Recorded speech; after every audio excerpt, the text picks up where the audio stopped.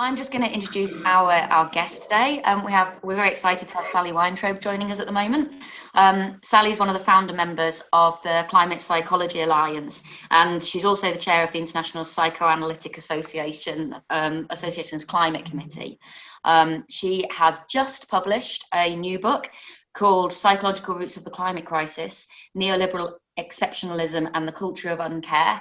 And she's going to speak to us for about 35 minutes today. And after that, we're all going to be invited to ask questions, share experiences, and generally have a good old chat.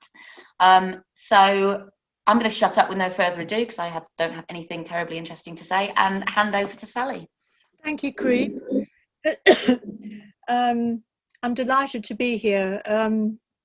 I just want to make a clarification about Climate Psychology Alliance. It actually was founded by two people, Paul Hoggett and Adrian Tate. I'm one of the original members, so I've sort of been there from the off. But just to give it a plug, it's well worth joining for those of you who are interested in climate psychology. It's a great resource and offers a lot of support in its own way. So I just want to give it a plug. So I'm going to be, as Creep said, talking for about 35 minutes. And I'll start. I'm going to read my talk. Thank you very much for inviting me. It's a privilege to talk to you tonight. And my subject is, how might we bear our feelings about current climate reality? How might we stay with our feelings? And do we sometimes find them absolutely unbearable? How do we manage when we do? I will draw from arguments that I develop in my new book just out, Psychological Roots of the Climate Crisis, just to repeat it, Neoliberal Exceptionalism and the Culture of Uncare. And in it, I argue that exceptionalism, a rigid, narcissistically entitled cast of mind, is largely driving the climate and ecological crises. The problem being that exceptions in this mindset currently are holding global power. Being an exception, to put it very simply, of course I fleshed this position out considerably in the book, involves a sense of narcissistic and exaggerated entitlement to these three core beliefs. I am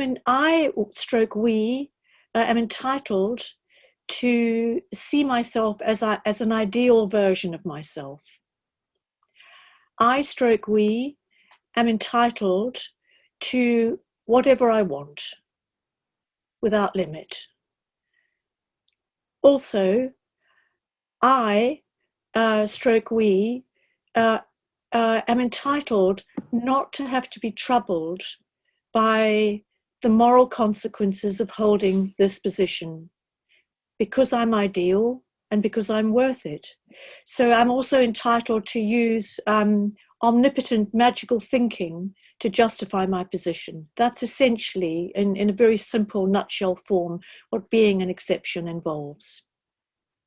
Now, while we all more or less have a part that does think like this, and we mostly manage to rein it in by the part of us that cares and respects reality, exceptionalism is when exceptions are in charge of the political process and the economy. Exceptionalism as such is old in human history. It underlies our most ancient caste systems and divisive social fracturing into privileged haves and therefore must not haves. In the book, I trace its rapid rise, indeed its mushrooming, and its starting to run amok during the neoliberal era. I show neoliberal ideology to be infused with exceptionalism. And I explore the culture of uncare that neoliberals have spread in order to stay in power. Humans are, by nature, morally conflicted beings, with both a caring and an uncaring part. The culture of uncare has waged a war of slow violence on our collective caring part and boosted our uncaring part. That is its regressive and infantilizing action.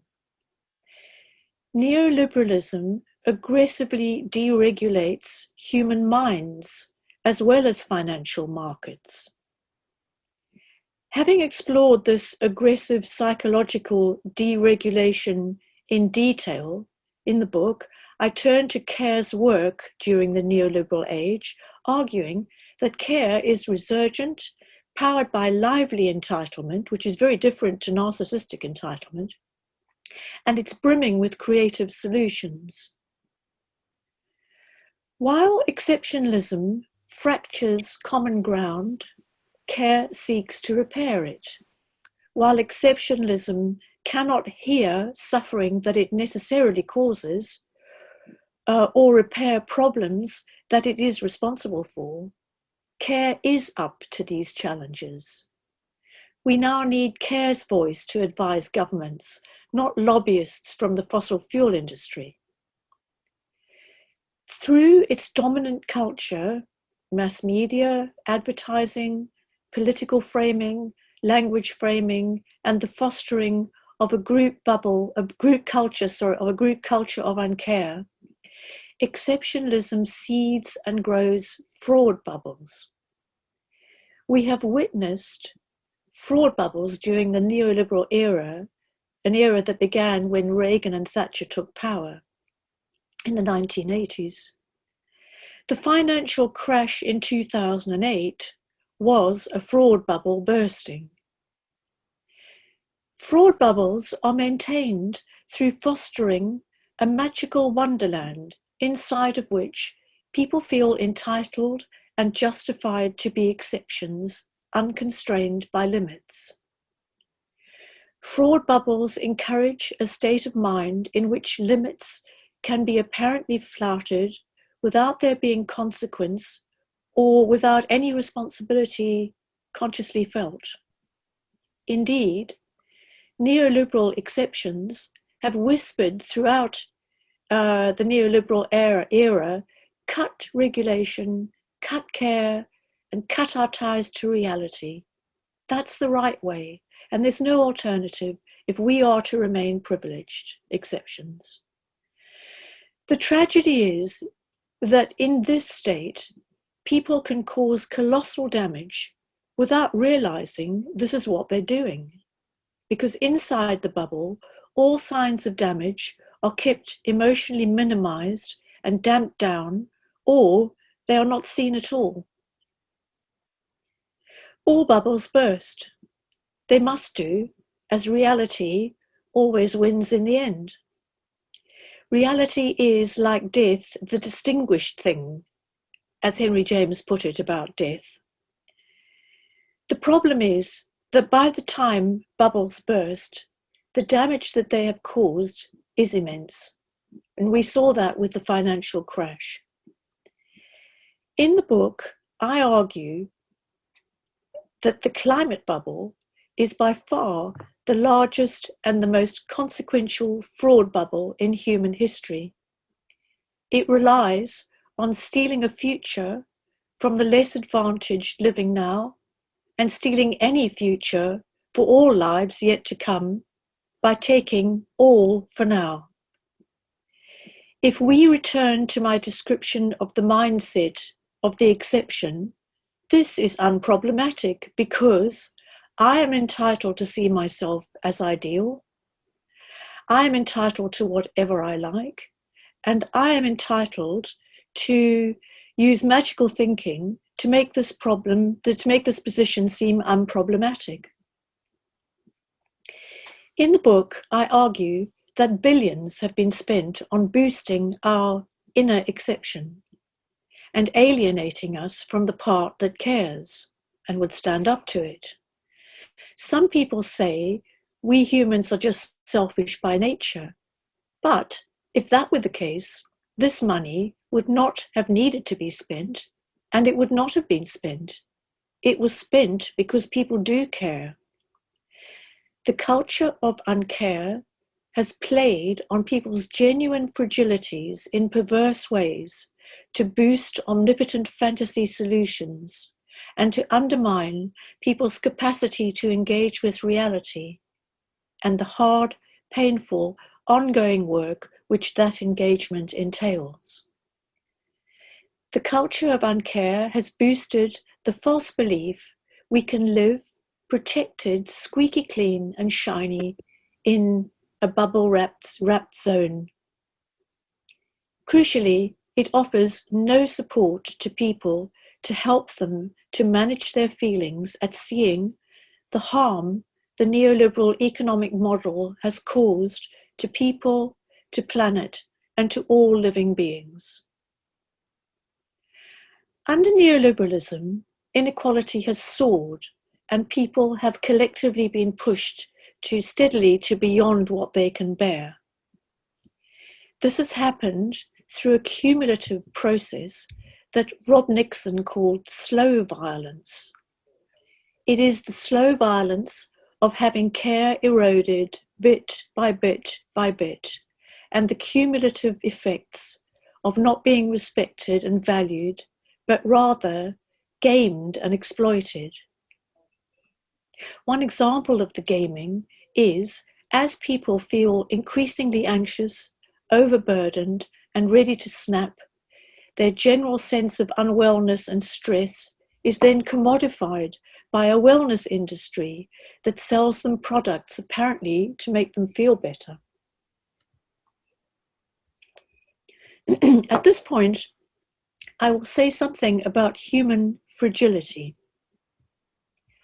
Our current dominant culture of uncare tends to portray people as having brains, behaviors, and what it calls narratives. It does not portray people as humans with hearts that can break, with minds that can struggle between feeling over and underwhelmed by traumatizing circumstances, and as having life stories that include suffering. In order to treat people, including ourselves, with greater care, we must first see people as having subjectivity and as being in need of care. Perhaps, along with animals, which we are after all, we need it fully recognized that we are sentient beings capable of intense suffering. I'm referring to the latest restoration of animals as having sentience. Perversely, our sentience, our subjectivity, and our suffering is recognized to a high degree by this culture when it comes to subtly messaging us to influence us. But when it comes to hearing our complaints in a genuine way, we are ignored. A friend told me that during the first COVID-19 lockdown, the postman brought a parcel. It was labelled Fragile, handle with care, with added instructions, caution, living plant inside, avoid snapping its stem. And she immediately thought, that's me, I feel I could snap right now. And she stuck the label on her fridge to remind herself of that. The particular fragility I want to highlight is fragility in coping with realities brought about by neoliberal practices that we inevitably start to experience as too much to bear. When we do snap, we may reach for illusion as an as-if kind of solution. Here, I suggest the injunction fragile, handle with care, might come in, because we may unsympathetically say that, well, as grown-ups, we can and should dispense with illusion and stick with reality. But that would be to ignore or forget that many of us reach for illusion to plaster over moments of extreme fragility when things feel too much to bear, and when we fear we may break, fracture, fragment into bits, or be overwhelmed by excitation or by despair. An example, just one, of illusion employed to cover over a chasm of loss is the folk song 10,000 Years. This song has endured in many forms. Its theme, I will always love you, I will never ever leave you, I will love you till the rivers run dry, my dear. Many people seem to need a relation with an eternal figure who will never leave them. Is this madness or regression or a way to handle oneself with care when the realities of death, suffering and loss feel too much to bear? I don't have any answers. During COVID, it has been more generally recognized that people have needed handling with great care, particularly in relation to their fragility in facing extended separations and especially when facing death. The injunction, fragile, handle with care, has been so movingly and spontaneously applied in hospitals and care homes, with staff and carers holding COVID patients' hands when their families could not be with them, especially those who were dying. It seemed to take some time for officialdom to realize that people need a hand to hold onto. The literal needed physical comfort of someone who you care about and who cares for you. A bulwark against human fragility at moments of terror, of exposure to unmanageable anxieties. Current leadership is not able to offer us a caring hand to help us face climate and environmental reality. It cannot, as its policies, still too riven with exceptionalism, are the very policies driving climate breakdown. As we know, COVID only exposed what we already knew about the human need for care and the accelerating lack of care people and planet have been shown during the era of climate derangement. We need governments that care. We need government that cares, not government indifference to our suffering. Mental health and sanity are at stake. People differ in their capacity to cope when events threaten to overwhelm them and feel unbearable. Indeed, can all realities be borne? Again, I have no answers. Jonathan Lear has suggested that there may be limits to the human mind's capacity to bear reality, that this limitation may be an inherent feature of mind itself. Indeed, does staying sane, which requires a feeling relation to reality, involve endlessly wrestling with the extreme difficulty and necessity of facing the inherent unbearability of engaging fully with reality, especially reality as it presents itself to us now as we take in the extent of damage done, and we know that some of it is irreparable. For the poet, Rilke, to fully experience life was to experience sheer terror. Rilke seems to me to have wanted to expose himself to the endless possibility of finding things unbearable as he sought the fullest relationship with reality that he could. I suggest an example of this sort of struggle is a conversation I had recently with a friend and climate colleague. She said she couldn't bear climate news these days. I said I couldn't bear it either. She said she had to bear it to stay sane. And I said, I feel the same. While it's fashionable in our current culture to consider it a sign of strength to ignore or despise our fragility and to tough things out, robust mental strength and mental health admits of fragility and vulnerability, admits that conditions can become unbearable, It knows that people need care and to be handled with care. So with this background, I turn now to how do we bear our feelings about the unfolding climate crisis. I hope this will open up in the discussion when we can talk about this together with some to and fro, and I'm aware that only my talk will appear on the web. I feel that's right, but it leads those who may watch the talk online potentially alone with difficult feelings. Here, I want to underscore that coping with climate reality involves work that is best done together, something that Extinction Rebellion knows full well and attends to. I find it always helps to talk about how one is feeling with people who are capable of hearing one, people who are climate aware, meaning they know at first hand at least some of what one is struggling with. In what I say now, I will make just one main point, which is that emerging from the climate bubble to face climate reality can be traumatically hard. We need to pay attention to that, as well as focusing on the undoubted strength people have and apply to face it. So, emerging from the climate bubble.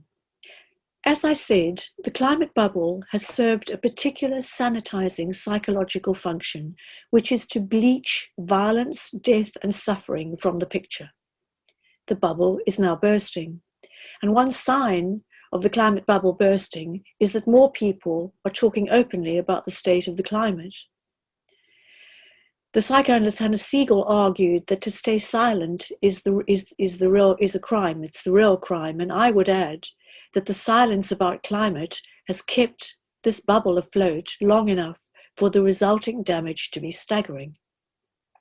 Now that the climate bubble is bursting, very broadly speaking, people are responding in two main ways, very broadly speaking. One is trying to preserve bubble thinking, and the other is struggling to face reality, with, of course, many people veering between the two. I will be concentrating on how hard it is to face climate reality, but first I will mention a common flight-fight response, which is Noah's Arkism. The general fantasy system at work with the defense of Noah's Arkism is based on the belief that we are in a privileged group entitled to be saved and to be spared suffering. Why? Because we're special and we're worth it. It is the others who will be sacrificed. And this is exceptionalism. The rest of what I say is addressed to those of us who are trying to cope with the shock of emerging from the climate bubble and trying to stay sane when so much damage to our life support systems has already been done. As I said, some of it obviously irreparable. How do we face climate reality, and crucially, how do we work it through? And of course, working it through is an ongoing process. I believe we first need to appreciate that we face not one or a few, but a series of shocks. The first being that climate news is itself shocking. Global warming has largely happened during the last 40 years. It is neoliberalism's legacy. That is shocking. But more shocking is that, as we know, very recently warming has started to speed up. In addition to shock at the news itself, people are likely to feel assaulted by the very feelings that being in the bubble protected them from. And I want to underscore this point. Group defenses against anxiety work by spreading unwanted feelings around among members of the group, thus diluting them, or through maneuvers like projecting them onto scapegoats and so on. When emerging from a bubble, these feelings are liable to be re-experienced individually, and that can feel shocking. Shame, once unconsciously shared out amongst members of the group, may suddenly be particularly acute. Guilt can be hard to bear with any sense of proportionality, and we may return to guilt in the discussion. When I heard, for instance, about the vast number of animals who died in the Australian bushfires, I actually felt ashamed to be a member of my own species. Some feelings released will be melancholic and potentially paralysing. Others, while very painful, are lively and they're part of grieving, necessary to facing reality and moving on and acting. A further shock is realising more clearly that most leaders currently in power are still continuing with policies leading to ecocide. Surely our leaders can't be that collectively crazy. Knowing that they are is very hard to bear. Then there is the collapse of our own omnipotence. That can cause further shock. We're no longer inside the climate bubble. We have radically to reevaluate our sense of ourselves. We start to see how easily seducible we are and how prey to colluding with corrupting political propaganda designed to supporting continuing with business as usual. We may feel shocked at seeing when and where we allowed ourselves to be duped. We may feel shocked and heartsore to realize the extent of the corruption of truth that has occurred. It is also deeply replenishing to emerge from a bubble, which is in effect a collective psychic retreat from reality, to see the real picture more clearly. Stepping out of the bubble enables us to see strength and beauty in the interconnected systems that support life, and also to see the fragility in those systems and the moral imperative for humans to respect their limits in the way they live their lives. With this background, my question is, how do we work through the tragedy unfolding and stay sane? We need to find the answers together. For my part, these days, I read as much environmental news as possible, but never ever before writing or sleeping, as it's too disturbing and it makes me too anxious. And I'm not alone. Many people are reporting eco-anxiety and eco-trauma, which, unless crippling, is on the side of life. It is care's alarm call to face reality and to act. And I want to talk about climate trauma because we may feel traumatized by climate news. Trauma can overwhelm the capacity to think clearly. It can leave people struggling with feeling over and underwhelmed by the traumatizing events.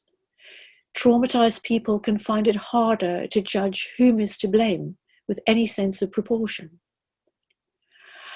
I have found studying war trauma in soldiers very helpful when thinking about potential climate trauma, and I'll briefly look at pre- and post-traumatic stress disorder, and also moral injury, which is classed in its own right as a trauma. PTSD, post-traumatic stress disorder, shatters people's sense of safety, and moral injury shatters people's sense of trust. This is our world today. We have our sense of safety and trust being shattered. Often these conditions both occur together. First, PTSD. Here, one's sense of safety has been traumatically shattered, and where one may constantly relive the trauma in the present, feeling that danger may strike again at any moment. This is called hyperarousal.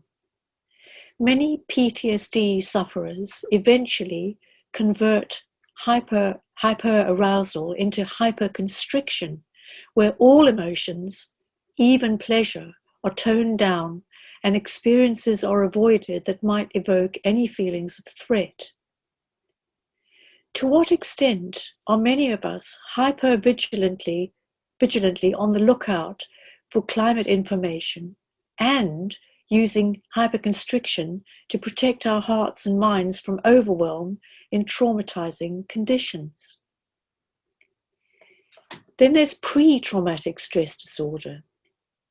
This is the trauma that soldiers suffer in prolonged situations of helpless anticipation of a future traumatizing event.